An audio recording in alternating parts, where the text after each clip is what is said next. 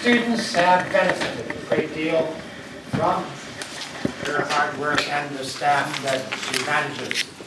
I don't know how they manage it, but every time I walk past, they have food somewhere.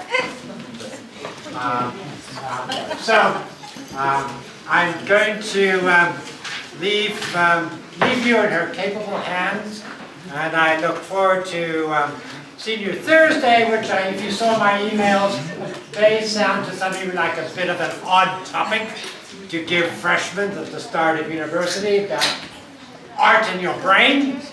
But I hope you'll I'll try and make it interesting, and hope to convince you of a few points of the value of art and the arts. So, please, all yours. Thank you. And I can use some events. I can go now. So, see you Thursday, and behave. Okay? Yes. Treat her well. Yes. She's going to divide you up. It's going to be a very important topic.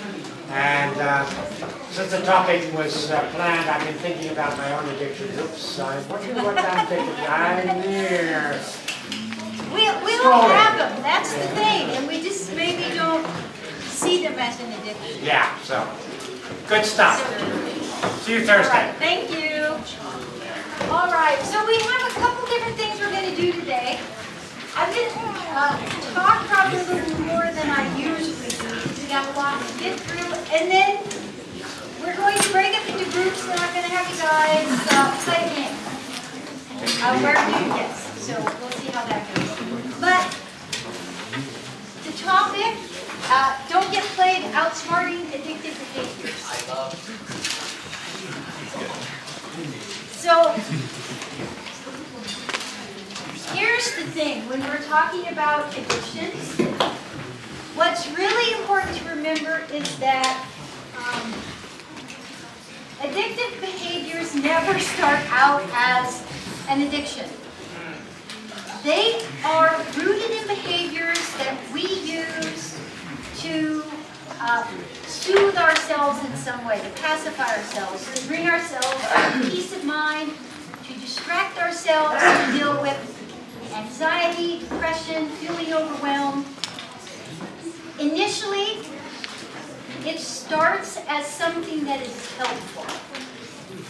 So if you think about something you enjoy doing, something that helps you forget about the challenges of the day, how overwhelmed you are, that the end of the term is coming and you have so many assignments due, those are things we do initially to re-energize, to cope, to de-stress. The issue arises when that behavior becomes something that we have to do more and more of. We continue to engage in it even when there are negative outcomes. Here's the other thing about addictive behaviors. And I'm going to use that phrase throughout this because a lot of times when people think or hear others talk about addictions, they think about substances. They think about drinking, cannabis, other types of recreational drugs. But addictions can encompass a lot of different behaviors, depending on what you use, again, to help you cope and get through challenging times. They don't happen in isolation. People who engage in addictive behaviors that become problematic, there is a cascading effect that impacts every other aspect of that individual's life. So for you guys as students on a university campus, it will start to impact your academics, your motivation to study, your relationship with your roommate, with your friends. It might start to impact your health, your finances, how you get along with your parents, how much you reach out and talk to your friends. But we're going to cover a lot of that as we go through the next several slides. But the first thing I want to do is, I'm going to hand out, this is called an internet addiction test. I have a couple other ones. One, video game addiction. and social media use. But we're going to start with this one. Now, I would venture to say all of you use the internet. As you go through this, if your issue isn't with the internet, think about answering the questions based on whatever behavior you over-engage in, for whatever reason. It might help you answer some questions, I'm not sure. So, if you, okay, you guys take some and pass it down. That might be the easiest way. So if you start at the very back, so if you guys take one and pass it down, and you guys take one and pass it down, we'll go this way. See if,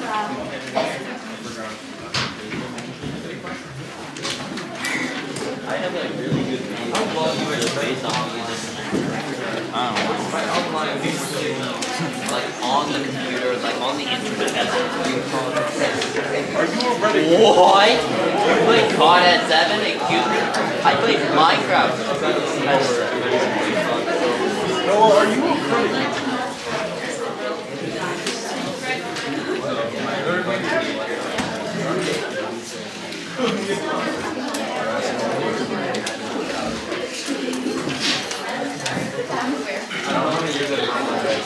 How years online? 15. I said About 11. Minecraft. I say yes. How can you use the internet? How can you use Minecraft? You like it? Listen, how do you have to launch Minecraft via internet? You don't launch Minecraft without the internet. Every time every project or not, you have to get that and you can't launch it. So you can't launch it.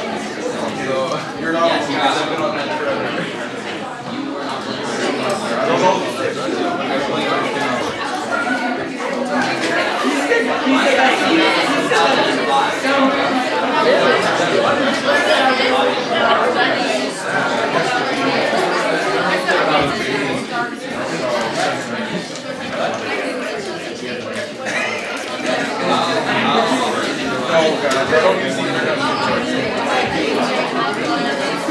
on the back of the paper is the grading instructions. What grading? Yes, that's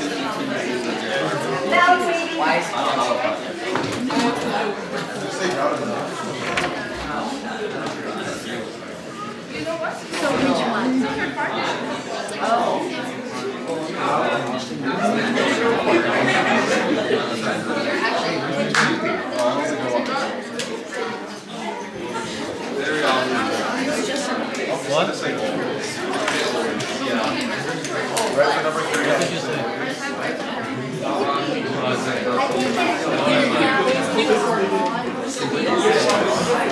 think okay, I'm going to stop you guys. Take these home and fill them out. I think it's going to take too long to do them in class. This really is about raising awareness for you and how long you spend on electronics, shall we say. And when you're broken up into groups and you're playing your game, I'll come around with these, if anybody is interested, for the video game and social media, which I think is probably pretty safe to say a large number of students on this campus spend more time on social media than they intend on a given day, sometimes to the detriment of their studies.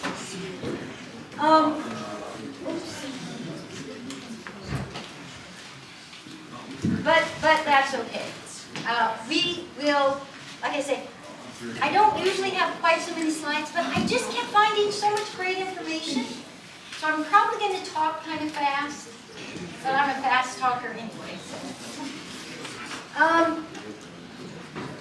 Addictions definitely has an impact on student success and student engagement on campus.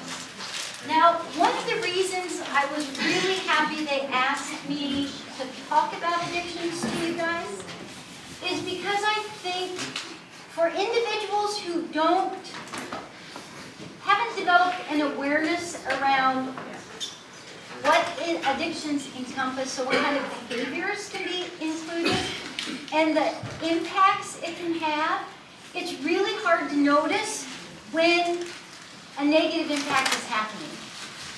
And if we're aware of how our positive behaviors or successful behaviors as a student are being impacted by spending too much time online or on social media or gaming, we're not aware of that trickle effect, that trickle down effect that has such an impact on not only how well we do in university, but how we feel about ourselves as a student in university. So raising awareness is a very, very good step. Addictions are much bigger than a bad habit. Okay? These slides will be posted on your D2L tomorrow. I sent them to Dr. McDowell today, and he told me he will have them out to you guys tomorrow. So don't worry about taking too many notes, because you will have access to these. But when we're talking about addictions, we're talking about repeatedly engaging in a behavior despite negative consequences that come out of that behavior. So, for example, someone who is gambling online, it's taking their time, it's taking their money, it's impacting their relationship with whether it's their roommate or their significant other, and it doesn't matter. They keep gambling online even though they've now maxed out all their credit cards. Yes. So the negative impacts don't stop the behavior because it turns into, a compulsion, so more of an addiction. So I started this off by saying addictions never start out, or I should say rarely, start out as problematic behavior. It evolves into problematic behavior. So what was once a good coping technique becomes a problem of its own. Now, I don't know if any of you have heard addictions described as when they start, they are a behavioral issue, but as they progress, it actually becomes a brain issue. Because when people continually engage in their addictive behavior, they are actually reinforcing and changing the way their brain is working, which helps us understand why it is so challenging for some people to overcome addictions. Because their brain has been reworked, and the reward pathways, I wish we had time to get into it because it's fascinating. But it has been restructured in a way that it makes not engaging in that behavior very difficult, and it makes it really hard for someone to feel pleasure in ordinary things after engaging in an addiction for so long. How many of you can sit in silence for 5-10 minutes and be perfectly at peace with that? Yeah, I don't believe you. No, this is better. Yeah, I think it can, but I don't know. We, as a group of people, few humans, most of us who have access to all this technology, we have lost the ability to be bored. The idea of sitting with nothing to do, not listening to something, not playing with something, not reading something, not scrolling, it's like, oh, this is so boring. Just to sit here, really? I can't do that. Some of you can, online, carry on multiple conversations, texting conversations at the same time. I'm always amazed. I would be sending the wrong message to the wrong person and get myself in a boatload of trouble. But it's almost like we have retrained ourselves to be so busy that now when we're not busy, we're dissatisfied. We feel, I should be doing something. I shouldn't just be sitting here. When in reality, our brain likes it when we have nothing to do. To recharge, to re-energize, just to rest. But when you're, I got kind of off on a new tangent here. Because what I was talking about was this, the reward pathway in your brain that gets impacted by engaging in addictive behaviors. I have a video, a short video. We won't have time to watch it, but yeah, the link will be in the slides you get, so you guys can go in and watch it, because it explains the whole neurobiology behind addictions. So I did a bit of research on what are some of the more common addictions in Canadian post-secondary students. So this is information from the Canadian Centre of Substance Use and Addictions. So there is a survey that post-secondary institutions across Canada participate in. And every 3 years they put out a summary report of the tens of thousands of Canadian students that participate. So this is information from 2022, that summary. It's the National College Health Assessment. And it found that of the students who participated, just under 70% had reported current alcohol use. So that was within the last 30 days. And that number jumped up to almost 80% for the past year. 7% of those who reported drinking said they started drinking underage, and they had the worst experiences because they did not know how to control their abuse. So these were first-year students and underage drinkers.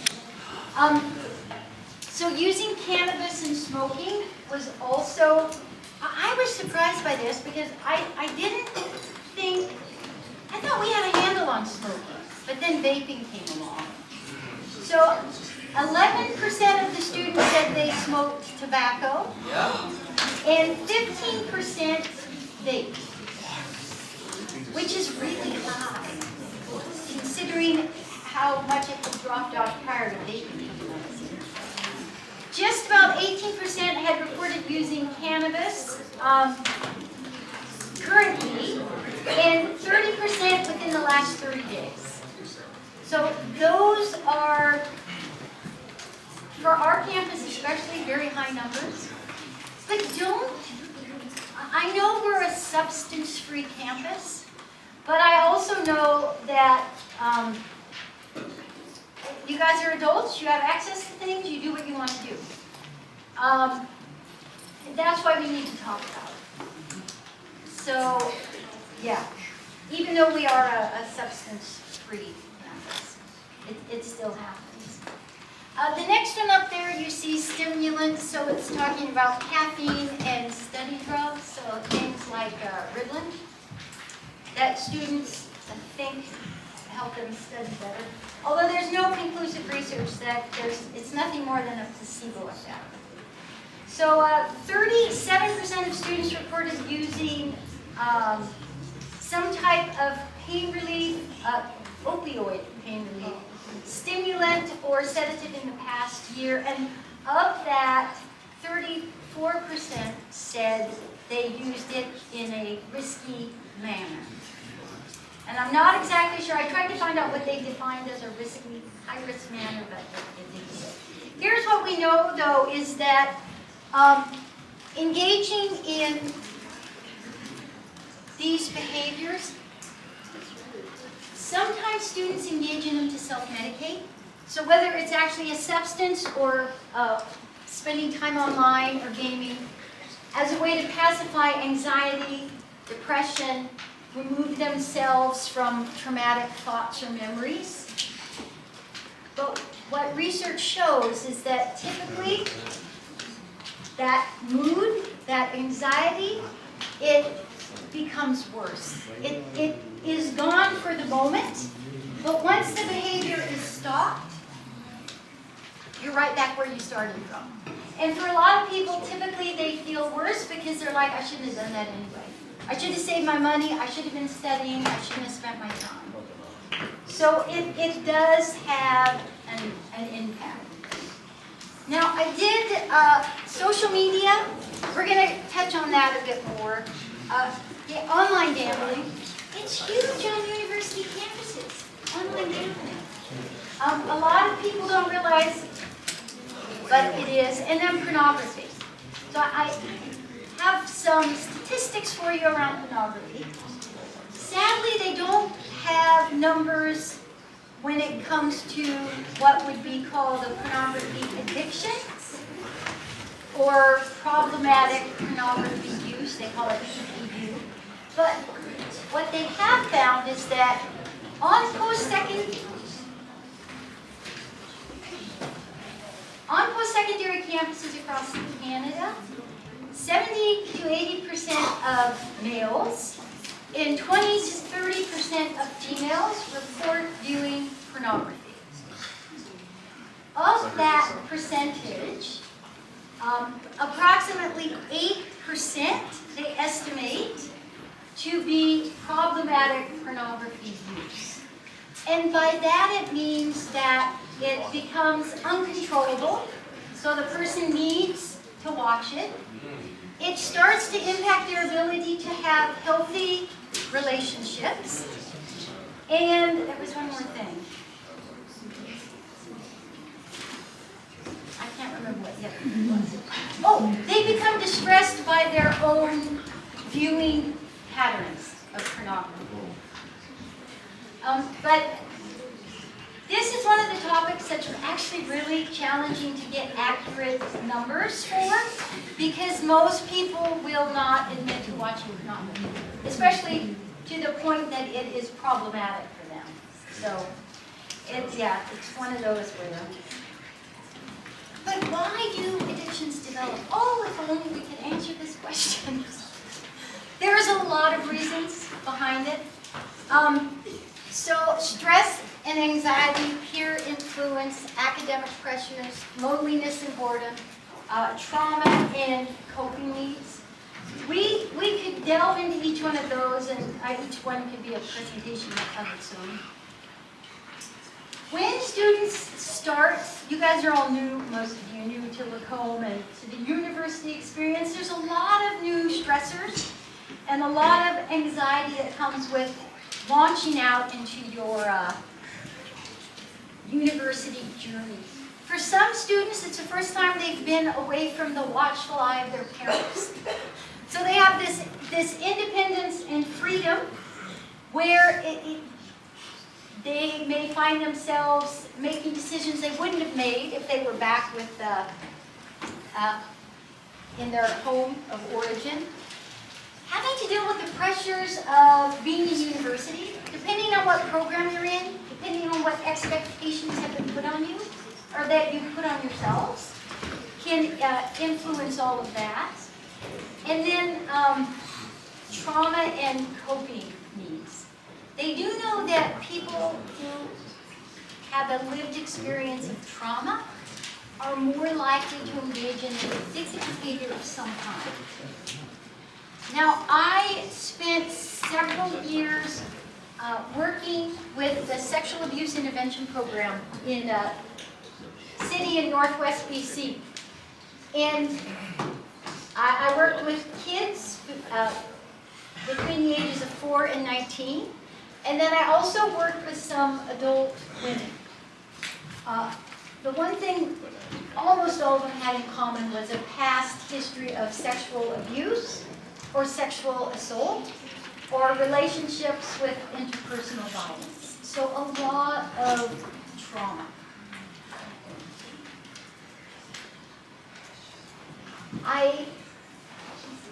I clearly remember when I had one client tell me that if it were not for her substance misuse, she would be dead now. She said her using substances, so she drank a lot, but then she also, I can't remember what she used. I want to say cocaine, but I'm not 100% certain.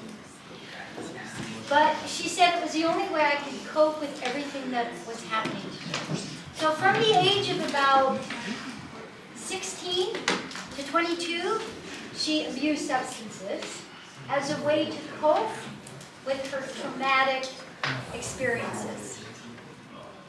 She got to the point where she realized, I can't keep doing this, and she started her journey to recovery. But it was very eye-opening for me that you can never judge somebody because of their addiction, whatever it is. Because it is serving a purpose of some kind for them in the moment. And until they get help for what that is, it may be the only thing that brings them any moment of sanity. And I mean, in my head, being someone who's never abused substances, sanity, being, really drunk or high. But for them, it works. So we can't judge somebody for that, because it's what they need at the moment to get through whatever they're getting through. But you see that a lot. If you eventually, if you're in psychology or behavioral science, or if you're in the medical field, you will meet people, and it is their addiction that keeps them alive. So it serves a purpose. And it's that purpose that needs to be addressed if we really want to support someone to changing that behavior in some way. There are individual factors that also come into play outside of trauma. Somebody's environment where they grew up, what they saw modeled for them in terms of managing stress, anxiety, frustration, problem solving, all of that comes into play. The genetic link to addictive behavior. So for some people, it could be a genetic link in terms of how their body processes alcohol. For some, it could, I just lost my train of thought. So addiction, it was something related to the family and addictions. Okay, I'll come back to it if I remember. I know what it was. You might have heard people say, oh, I have an addictive personality. Okay, that's a myth. They know there are personality traits that lend themselves to engaging in behaviors. Impulsivity is one of them. But there is no such thing as an addictive personality. So if someone tries to tell you, oh, I just have an addictive personality, there's other things going on at play there. But loneliness and boredom. Again, people who engage in these types of behaviors are trying to fill something. Whether it's a sense of longing, whether it's to escape, whether it's to feel better about themselves, there's something else that it's addressing. And I've heard lots of post-secondary students I work with say, oh, I drink because I don't have anything else to do. Oh, okay. Yeah. Sometimes when you work in the field, you've got to really learn how to manage your face. And not be like, what?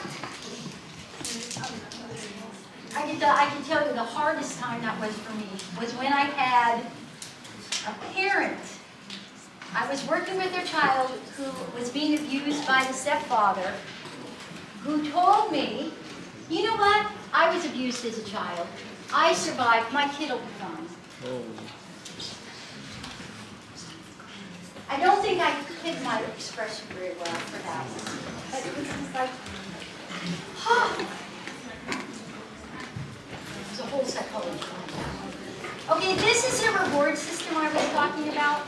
So what research shows us is that when we engage in behaviors that reward us, it's a whole, if you listen to evolutionary psychologists. The explanation is that when we engage in behaviors that ensure our survival, we get a flood of dopamine, that feel-good chemical that makes us want to repeat that behavior again. So think of how good you feel when you get to eat your favorite dessert, chocolate cake or ice cream, whatever it is.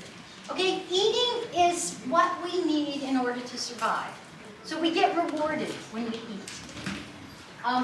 There are other behaviors where that happens. Exercise. If you have ever heard the expression a runner's high, that's the same thing that's going on.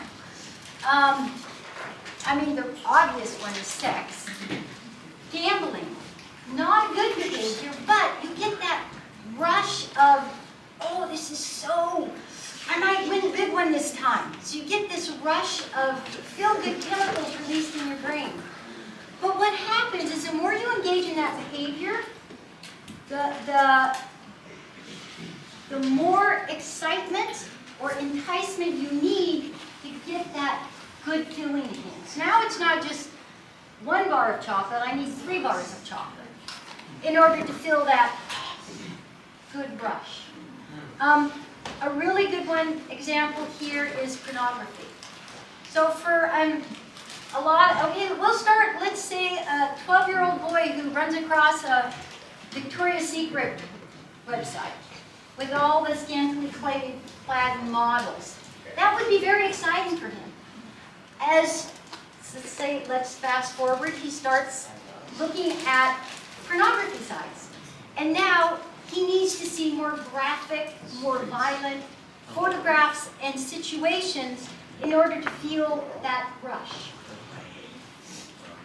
That is what's happening in your brain, is you are now changing when the dopamine gets released, how much of a activity you need to get to that feel-good state. Again, there's, I already got that one. Oh, it's because I have the wrong one. Oh, it's not even there. Okay, where is the, oh, it's here in the link. So, oh, and you guys won't have the link, will you? Because it will be, okay. I'll send it to Dr. McDowell. It says it's from the SciShow, so it's a good, yeah. So it's 15 minutes. He talks really fast, lots of information, but he explains this whole reward circuitry in your brain very well. He talks about the evolutionary approach. I know most of us are creationists, so take it with a grain of salt. Okay, I'm going to go, I'm going to skip this slide. The point of this slide was that researchers have found a lot of university-level students do not recognize what constitutes problematic substance use. So for example, a lot of students, when they drink, they only think they have a problem with their drinking patterns when they start throwing up or passing out.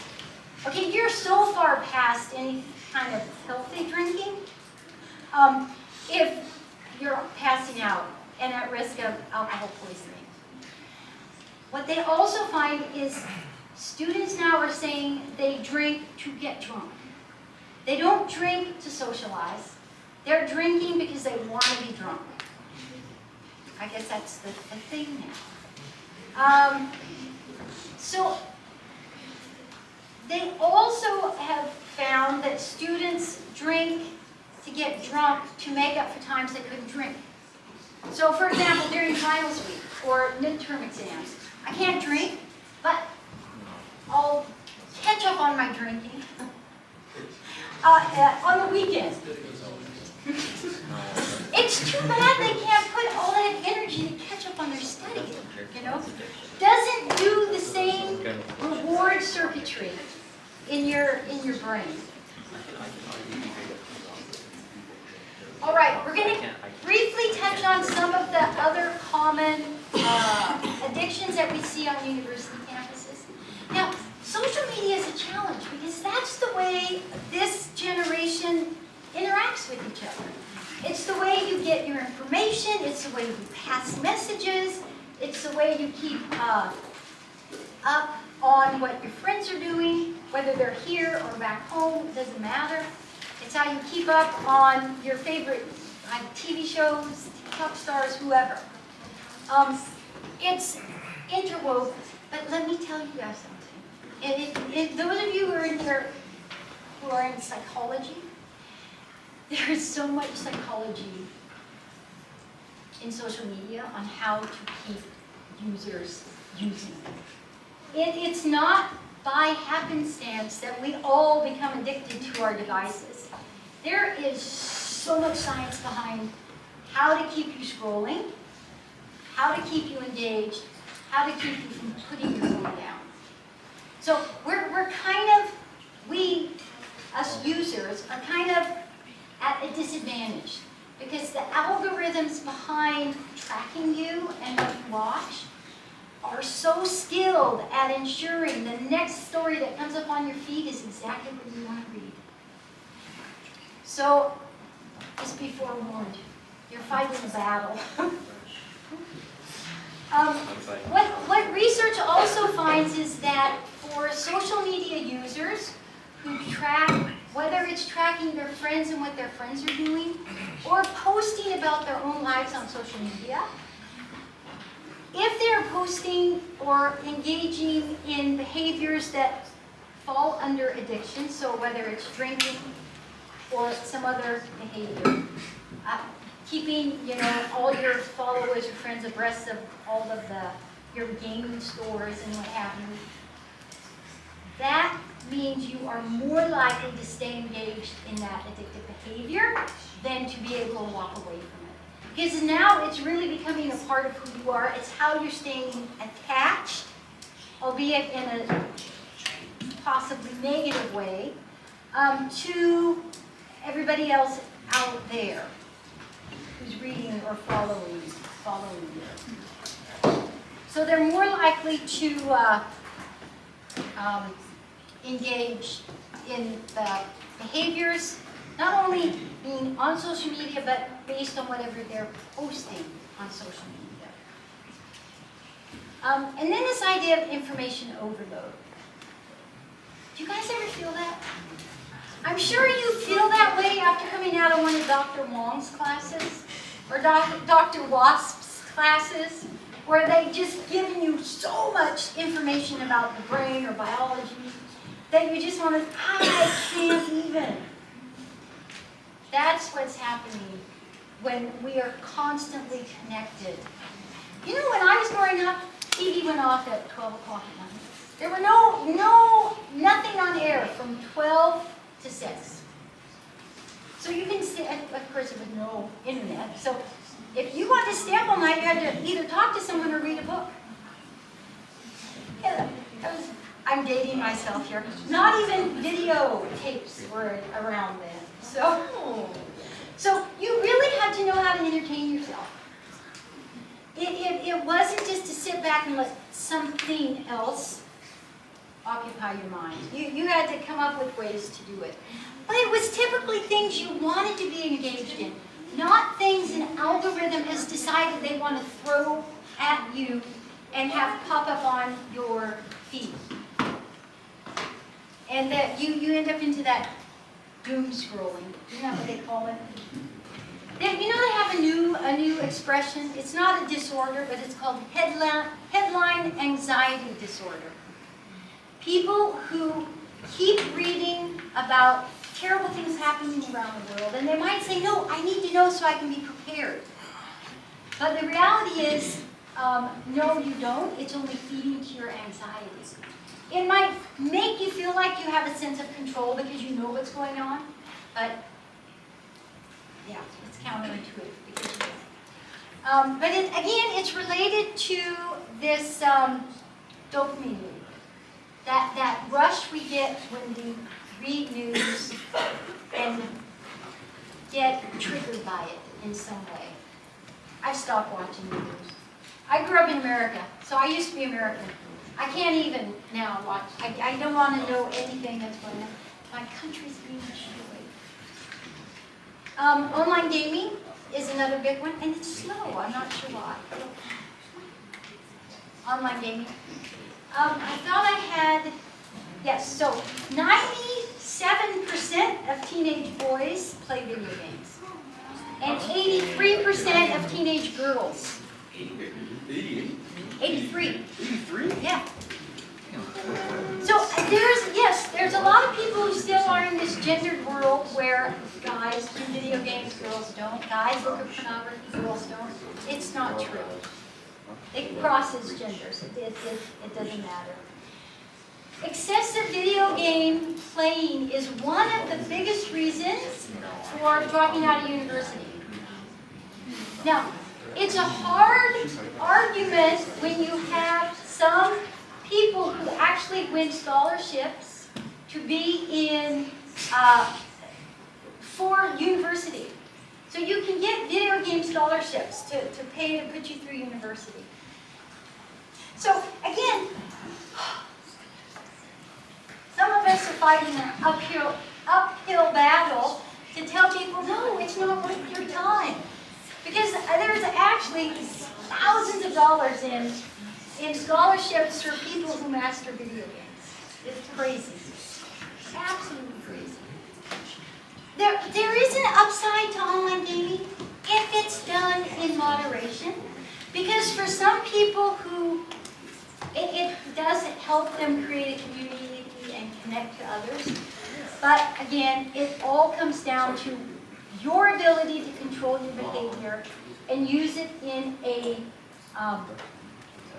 way that it doesn't have a negative impact on other aspects of your life. So if you're staying up till 4 a.m.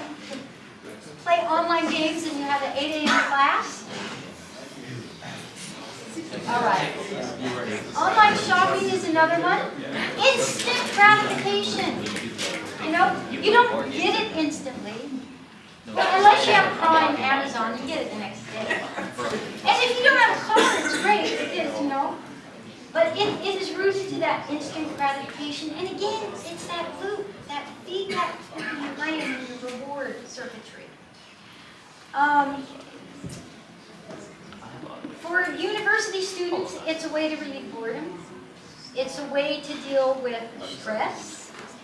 But in the moment, because some university students don't realize that at the end of the month, the credit card needs to be paid.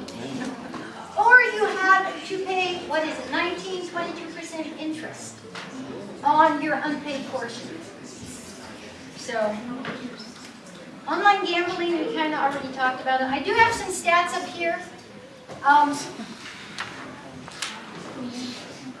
So I won't read through them because you guys will have these, you can read them. But typically,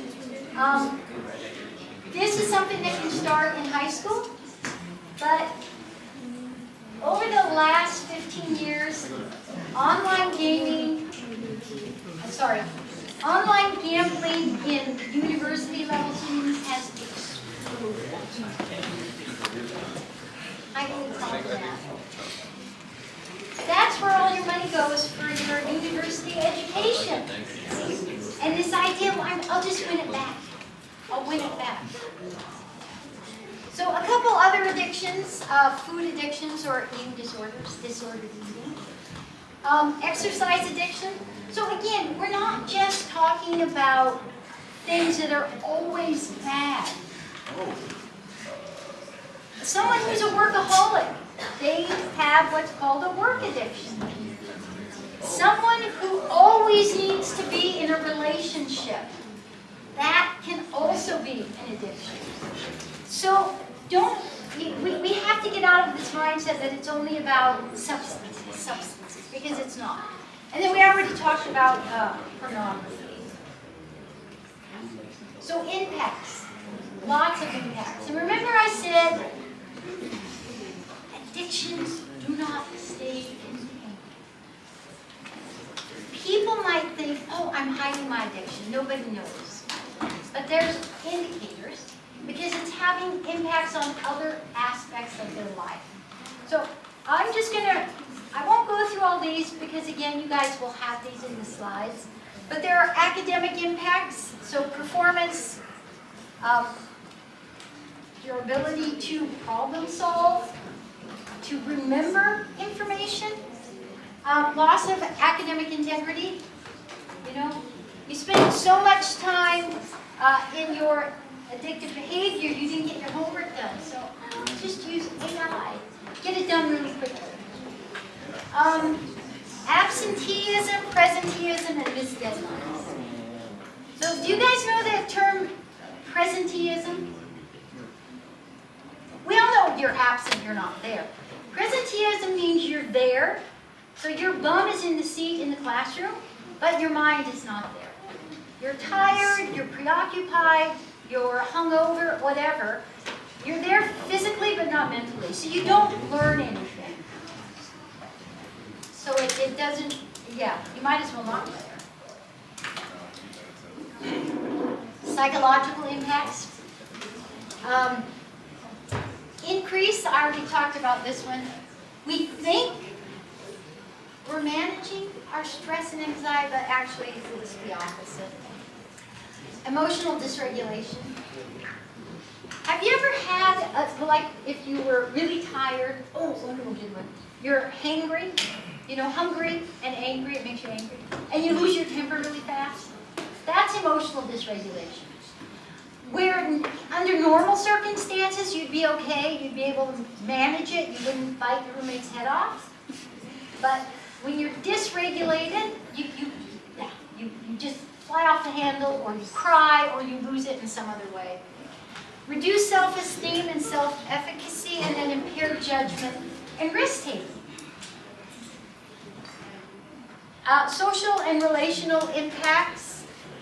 So, isolation or withdrawal, strained relationships, peer influence. This is a big one, normalization. Okay, I always appreciated being on an Adventist campus when I was a student. Because it wasn't, if you were ever a student who drank or did drugs, it was like honesty. You didn't go around and brag about it on Monday morning. Oh, I threw back 24 beers this weekend. Yeah. No, you didn't. It was only your best friends, you know, and it was hush hush. So if you didn't engage in that behavior, you were never called out on it. University campuses today, drinking is woven into the experience.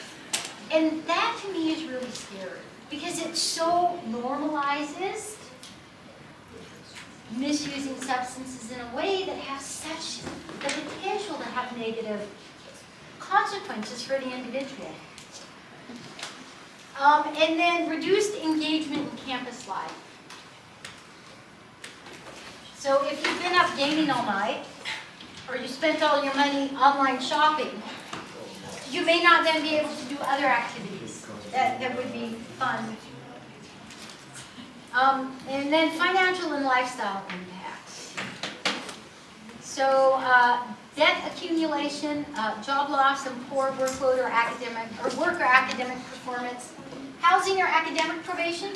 So just so you know, on our campus, students are not automatically kicked out if they're caught using substances. Maybe I shouldn't say that. No, there is a price to pay, but it's not an automatic dismissal.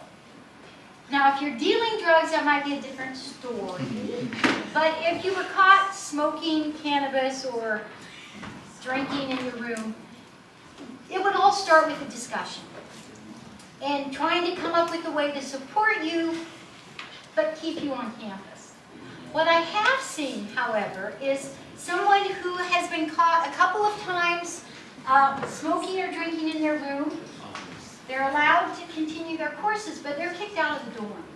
So now they've got to find different accommodations, which has a cost to it. It's more expensive to live off campus.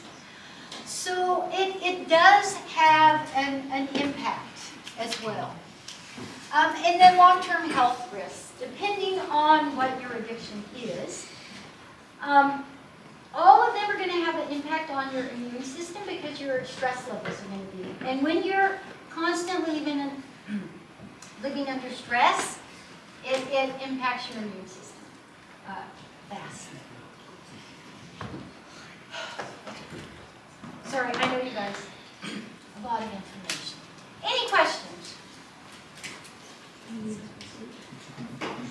All right. So, I know you guys are supposed to have a break. So what your break is going to be is getting into groups. So, I need you guys in groups of 8. Okay? I only know that the entire road. I can only count up to 7. 8. I'll try it. And then, if you want this, then you 4 need to come and just stand on this side, okay? At least it's 7. So, That's it.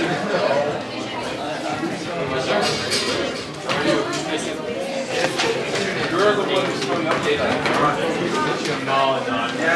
Yes, it's you saying it, not me. okay, you guys are going to have to get up and move because I need you in clusters of 8.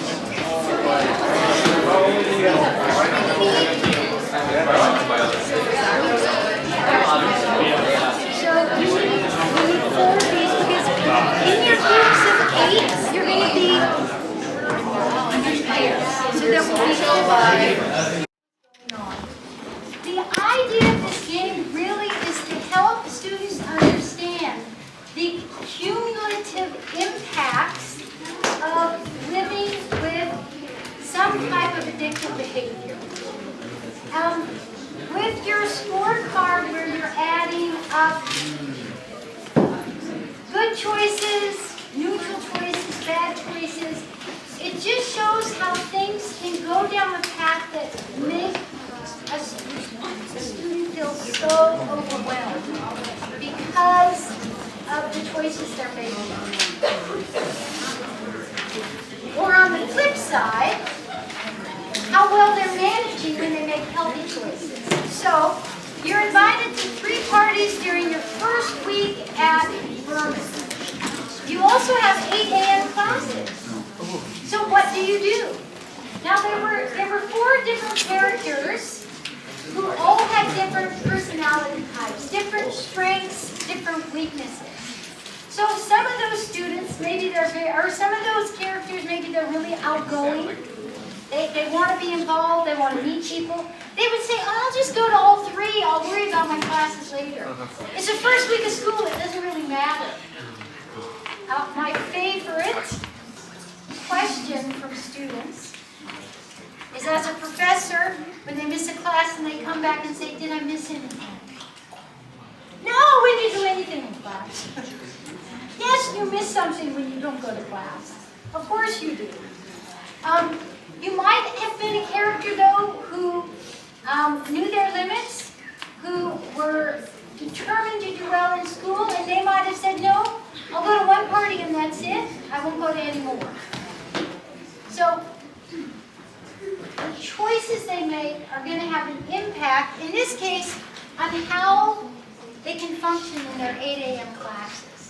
So go to every party, go to 1 party, skip the parties altogether. So skip the parties altogether would be a +1. Go to 1 party, that would be a 0, and go to every party and sleep in, of course, would be -2, because then it's not your choice. You are exhausted and behind. A friend offers a study drug to help you stay up all night. So, if you are someone who lives with ADHD and you've been prescribed some type of medication, it will work for you. So, in grade 1, I was diagnosed with ADHD. So I spent the first 10 years of my education on Ritalin. Every day at lunchtime. It helped me. I was very happy to be on it because I didn't annoy all my friends or the teachers. And I could focus. And I wasn't always in trouble. Mind you, I grew up back in the day where ADHD as a behavioral issue, not a learning issue. So I didn't get extra time on tests. I didn't get extra time for assignments. I didn't get any of those types of accommodations. But if you were someone with that diagnosis, that medication works for you, and it would help you focus, stay on task. If you are not someone who lives with ADHD, again, it's the placebo effect that's going to come into play. But you might say, yeah, I'll try it once. Say no and try time management strategies, or take a small dose and see what happens. So depending on your character, it would be one of these. Say no would of course be your +1. Take a small dose and see what happens. Maybe a neutral. You could just, those are both bad choices. Whatever. Relationship stress. You're fighting with your partner. You feel ignored and lonely. What do you do? For a lot of people, this would be their go-to, especially if this is what was modeled in their house where they were brought up in. If it was something that worked in the past, if you can't see it, it says use a substance to distract themselves. So this is where your environment, your upbringing, your family practices would come into play and influence what choice you might make. And again, the first couple times you did it, it might work, it might be helpful, but then it becomes problematic as it goes on. Financial crunch. So, of course, the bad one here is gamble or buy lottery tickets to try and win it back so you can pay your school bills. So you can pay your friend back the money. So you can pay your car insurance, whatever it is. That would be the -2. But again, the goal of this game really is to